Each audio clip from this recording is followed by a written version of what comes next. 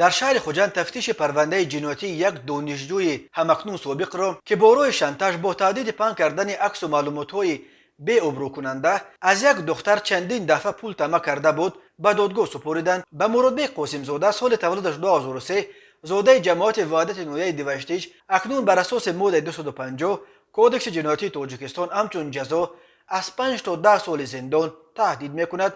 اکبر شریفی سخنگوی ریاست کارهای داخلی ولایت سوخت در یک گزارش ویدیویی گفت مرادبه قاسم زاده سال 2021 هنگام تحصیل در دانشگاه با یک دختر دانشجو شناسایی پیدا کرده با او رشته دوستی بسته است. بعدا با به دست آوردن عکس‌ها و معلومات دیگر درباره این دختر مرادبه او را به یک منبع درآمد مفت تبدیل داده است. خود قاسم زاده در این گزارش همه گناه را به گردن میگیرد. صورتهایتان به همکرسانتان به خیش و تباران و در اینترنت میپرتایم گفته چند بار پول گرفتم، بار آخر باید به من 2000 سومان پول میداد که مرا دستگیر کردند. اکبر شریفی میگوید جبر دیده هر دفعه به این امیدی که پول رو میدهم و از شانتاژ خلاص میشوم طلب قاسم زاده رو قانع میساخت. جوان به دختر هر دفعه بعد گرفتن پول وعده میداد که همه اون عکس‌های بدنام کننده رو از تلفنش پاک میکند، ولی قاسم زاده که به درآمد مفت از حساب جبر دیده عادت کرده بود دیگر نمیخواست این همیان پول بی‌منت را از دست دهد و از دختر تکرار به تکرار پول طمع میکرد.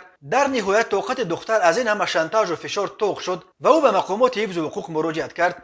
مرادبه قاسم زاده در نتیجه یک عملیات فوری هنگام طمع‌جویی با دلیل شیعی دستگیر کرده شد. طوری به نظر میرسد چند سال نزدیک را او پس پنجره سپری خواهد کرد. وقتهای آخر خبرها درباره با تهدید در اینترنت و یا در بین دوستان و خویش و تباران پهن کردن عکس و نوارها و دیگر معلومات بدنام کننده یا شانتاژ کردن شهروندان در تاجیکستان زیاد شده است.